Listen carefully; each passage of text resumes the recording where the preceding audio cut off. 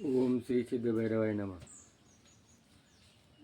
बघा, आज काय तुकाराम बीज. संत तुकाराम महाराज हे वारकरी संप्रदायाचे कोण होते? कवी. तर अनुरेणू थोकडा तुका आकाशा एवढा. का? टाकीचे गाव सोसल्याशिवाय देवपाना येत नाही.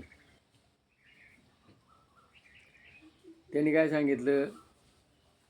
माणसाच्या जीवनामध्ये कसं जगावा, कसं वागावा, हे जे अनुभव घेऊन घेतले आणि ते लिहून ठेवले, ती तुकारामाची गाथा. जी भगवंताना गीता लिहून ठेवली, भागवत, दासबोध, ज्ञानेश्वरी आणि तीच तुकारामाची गाथा. देव पाहवयासी गेलो, तेथे देव होऊन ठेलो. बघा, माणसानं जर नरकरणी करतो, नरका नारायण बन जाय, हे उदाहरण तुकाराम महाराजांनी दाखवून दिलंय. म्हणून आजच्या दिवशी आज हे काय तुकाराम बीज ही साजरी केली जाते. बघा, तुकाराम महाराज नांदुरकीच्या झाडाखाली आणि सदेही वैकुंठीला गेले आणि देऊला आज मोठा उत्सव साजरा होतो. आणि तिथं आजही ते 12 वाजता काय होतं, ते झाडाचे जे पानं आहे ते आजही हालतात. विज्ञानाला आव्हान आहे. तर माणसाना जीवनामध्ये जे विकार आहेत,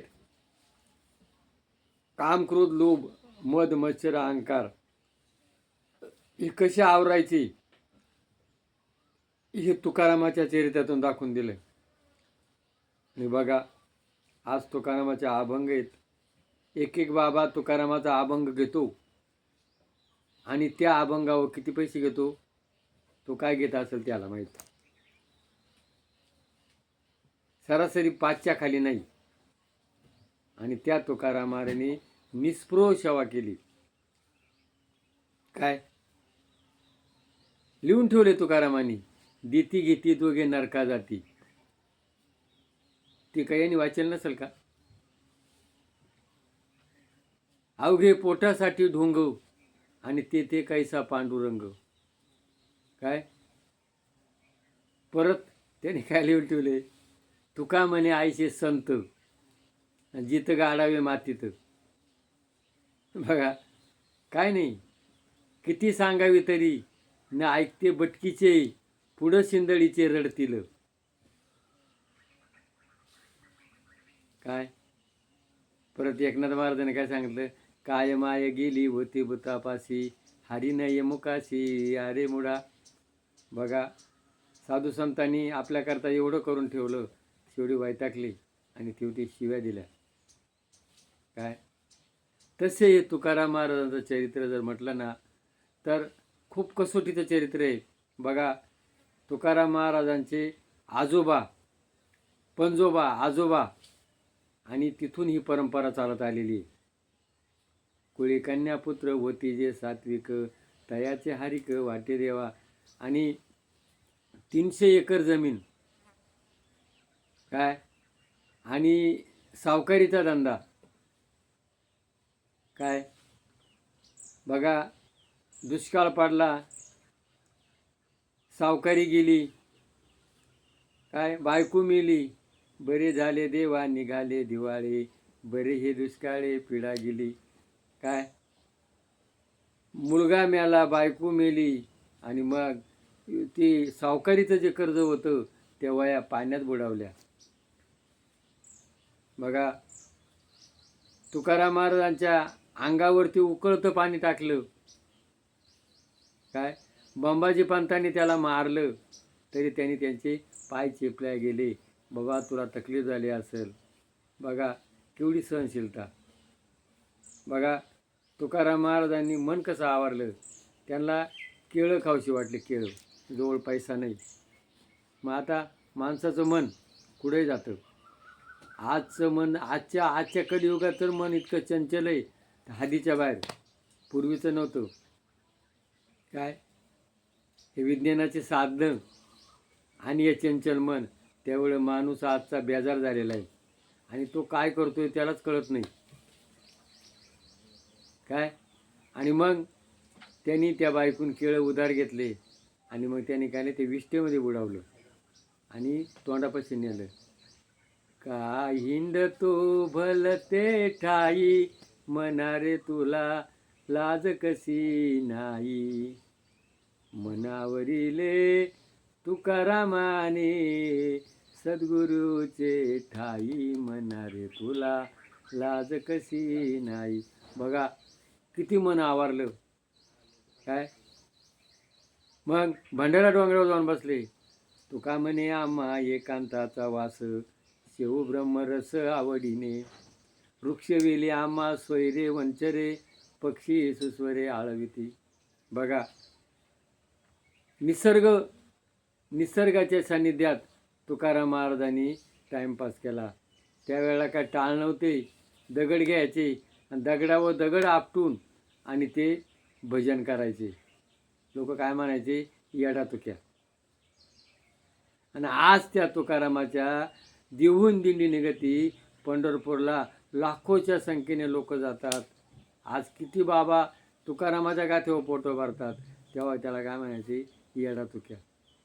तसं हा भैरवनाथ देवस्थान जे आहे हे कुळदैवत आहे, शंकराचा अवतार आहे आणि निसर्गरम्य ठिकाणात आहे.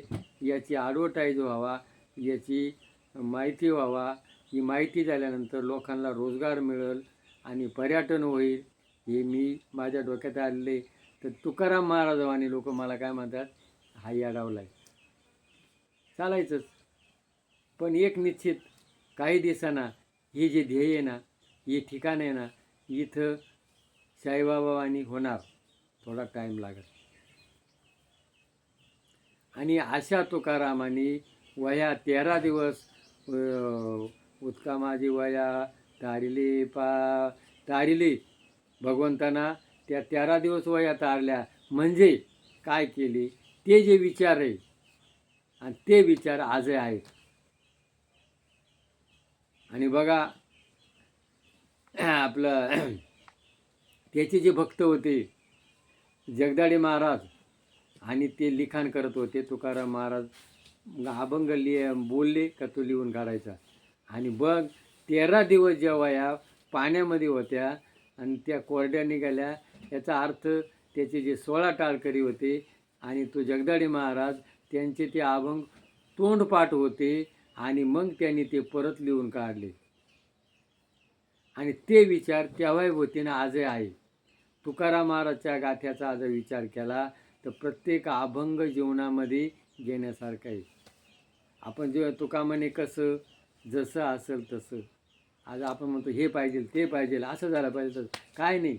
जसं असेल तसं हे जर जीवनामध्ये केलं तर त्या जीवनात त्याला सुख मिळतं. आणि मला हेच पाहिजे, असंच झालं पाहिजे म्हणून त्याला सुख मिळत नाही. आणि मग त्यांनी राग, द्वेष, काम, क्रोध, मच्छर हे सगळं आवरलं होतं आणि ते आपल्याला दाखवून दिलं. तुम्ही जर असं वागले, म्हणून देव तुम्हीच देव व्हाल. देव तुमच्या हृदयात आहे. काय आणि तुम्ही जर या वागणुकीनं वागले तर तुमच्या जीवनाचं कल्याण होईल. हा तुकारामाचा आदर्श. तुकाराम तुकाराम म्हणता पळती काळ यम. बघा तुकारामाचं जर विचार घेतले तर तुमच्या जीवनाचं तुम्हाला सुख मिळणार आहे. आणि म्हणून या जीवनामध्ये संसारी असावे, असून नसावे, भजन करावे रात्रंदिवस. संसारात राहा, हा माझा नाही आहे. आणि आपण काय म्हणतो, हे माझं आहे. बघा हे जीवन तुकारामाचं जीवनचरित्र आपल्या जीवनामध्ये घ्या आणि आपल्या जीवनाचं कल्याण करून घ्या. कल्याण करायचं असेल तर आज तुकारामाचे जीवनचरित्र महत्त्वाचे. आज तुकाराम बीज आहे. आपल्याला हे जे विचार आवडले असेल तर सदस्य व्हा, क्लिक करा. आणि मला तुम्ही जर क्लिक केलं तर मलाही सांगायला हुरूप येईल. आता मध्ये लोक क्लिक करत नव्हते, पण आता करायला लागले. कृपा करून क्लिक करा, सदस्य व्हा. आणि आपला हा चॅनल आहे ना हा भैरवनाथ आहे, याची भरभराटी करा. जसं साईबाबाचं झालेलं आहे तसा आपलं कुळदैवत आहे. या कुळदैवताची प्रत्येकानं स्वाभिमान धरा. माझं कुळदैवत आहे आणि याचा मी उद्धार करीन आणि याचा विकास करीन. जय भैरवनाथ महाराज की जय.